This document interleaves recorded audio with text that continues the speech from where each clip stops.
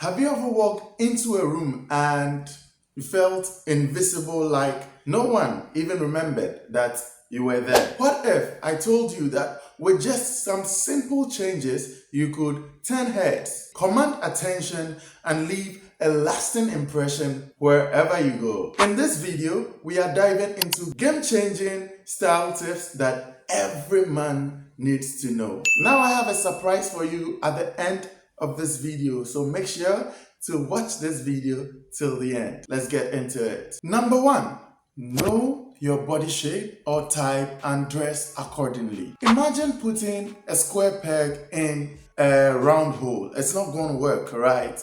And that is exactly what some of us men do when it comes to dressing. This happens because of one of these two things.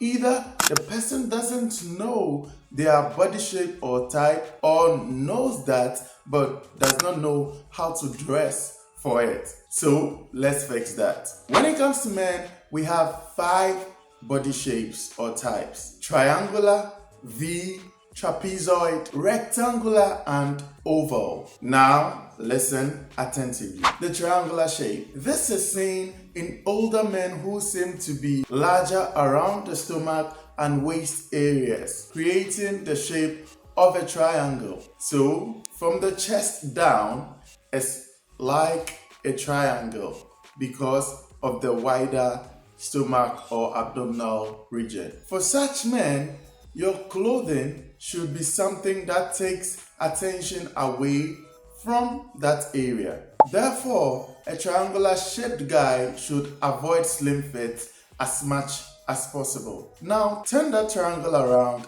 and you have the V-shaped guy. The V-shaped guy is that athletic guy who works out often and has a great physique. His shoulder and chest areas are broader than the abdominal region, giving him that V shape. So if you're a V-shaped guy, opt for fitted and simple clothing. This will accentuate or highlight your great masculine physique. However, big or baggy clothing will hide it. The next body shape is the trapezoid shape. This is also known as the rhomboid. This is the guy who doesn't have too much of a difference between his chest or shoulder area and his abdominal area. Then the rectangular shaped guy. For the rectangular shaped guy, there is no difference at all between his chest area and his waist or abdominal areas. They look the same. So the trick here when dressing is to kind of draw more attention to this guy's shoulder areas. And this is where layering comes in handy. Layering with your upper outfits will add weight and texture to the shoulder area. So an example of a clothing will be a t-shirt with a long sleeved shirt over it, or a jacket. These will make your upper body a bit bulky. Finally, there is the oval shaped guy. These are guys who are bigger at their abdominal areas. If you are an oval shaped guy, opt for darker colors like black, dark navy, gray, and even sometimes brown, which creates a slim profile or effect. Your clothes as an oval shaped guy should be straight, loose cuts and not tight. This means that you shouldn't put on slim fits. Loose clothing, especially the tops, will hide your belly rather than emphasizing it and drawing unnecessary attention to yourself. Remember, when it comes to dressing well, what you're trying to do is to highlight your key features while hiding those features that are not too good. Now, the second most important thing every guy needs to know when he wants to dress well is that you should know your color combinations. You should know how to mix and match colors. To be able to do this properly, you need to understand the color wheel, which is a circle of a spectrum of 12 colors, 3 primary colors, 3 secondary colors, and 6 tertiary colors. In order not to bore you with so much detail, I have made a video specifically on the color wheel and how to mix and match colors. I'll put the link in the description below so that you can click on it to learn more. But for the purposes of this video, here are some ways you could use colors perfectly. First of all, use the monochromatic color scheme. What does this mean? As the name suggests, mono means one. So you are using only one color throughout your outfit. This is how to do it. When you pick one color, you create your outfit out of it based on its shades, tints, and tones. So you use a range of light and dark shades of that particular color to form that outfit.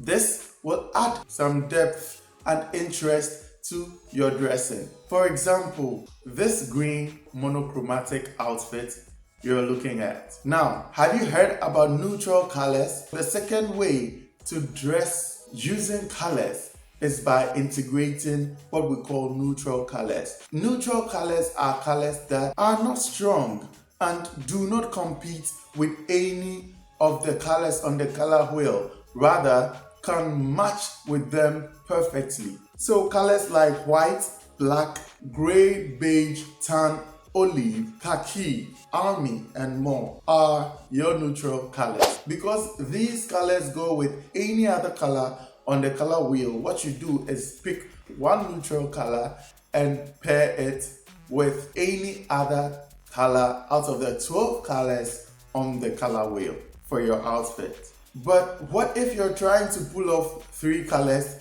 in your outfit? It is also simple. Just pick one neutral color and then pick 2 colors on the color wheel that are analogous colors. What do I mean by that? I mean colors that are close to each other on the color wheel. For example, orange and yellow orange when going in one direction, or orange and red orange when going in the other direction. Pick these 2 colors and pick one neutral color and you're good to go. Tip number 3, dress for the function. The question is, will you wear a suit to a football game?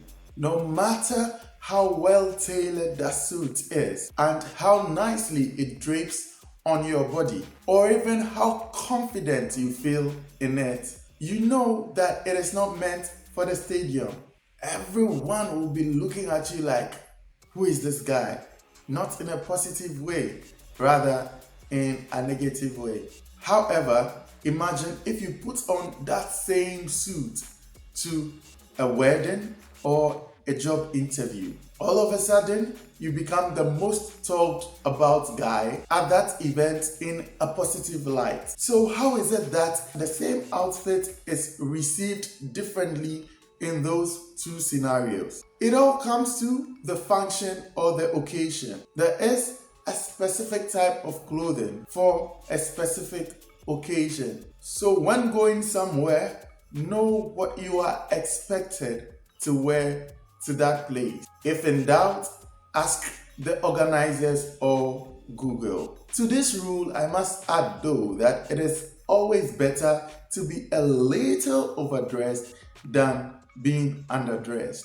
Moreover, also consider the weather when applying this rule. No turtlenecks and sweaters on a sunny day.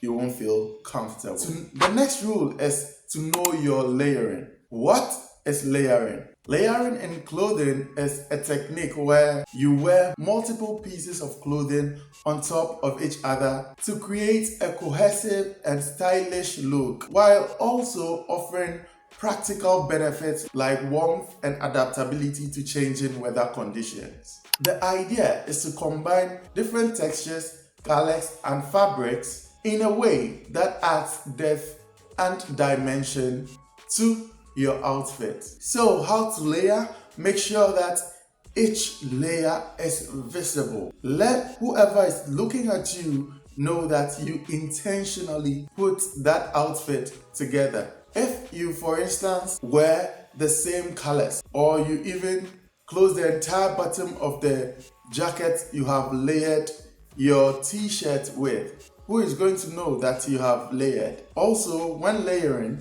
make sure that the thinner fabric is the one closer to your body or on the inside, and the thickest is the outer layer, the one farther away from your skin.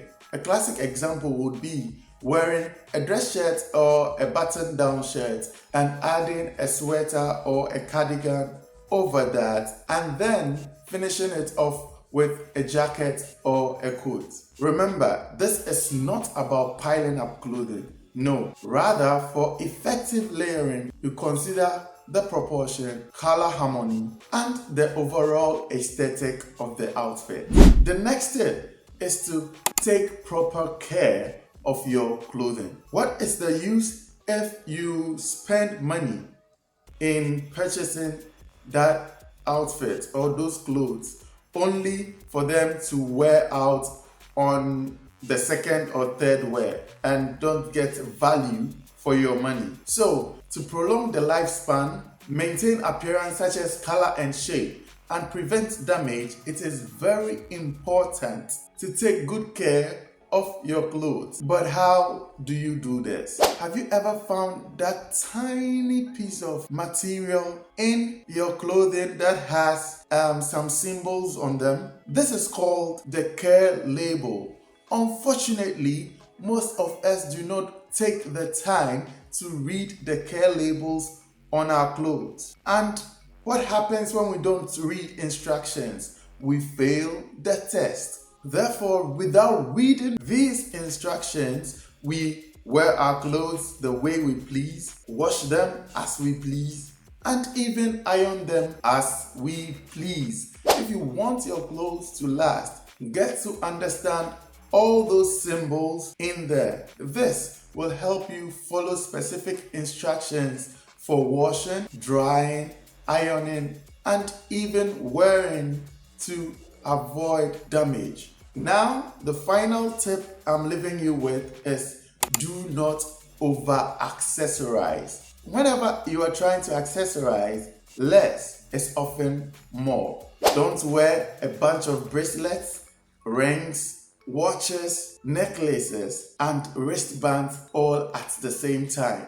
Bro, when you do this, exactly which item do you want people to focus on? Thing is, although accessories are supposed to add personality and give you freedom to express your unique style, they must be added subtly. They are supposed to tie your entire ensemble together. Therefore, when accessorizing, I'll recommend a maximum of 2 if you are accessorizing on your hands. So, a watch on one hand and a ring would work, or a watch on one wrist and a bracelet on the other wrist is fine. There is also a school of thought that overall your accessories should not exceed 5, and this includes your hair accessories, eyewear, and clothing accessories.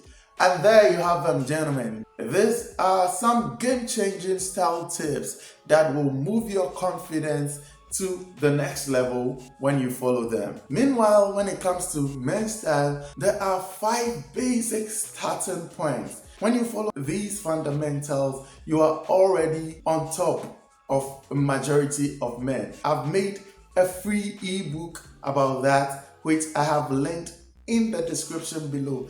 If you are interested, then click on the link in the description. All you have to do is to send me your email address and I would send this 5 fundamentals of style to you. If you found this video useful, don't forget to hit the like button, subscribe, and leave a comment below on which other style technique you use to elevate your style. Let us learn together in the comments below. It's been Dapper Up, y'all. Thanks for watching, and I'll see you in the next video.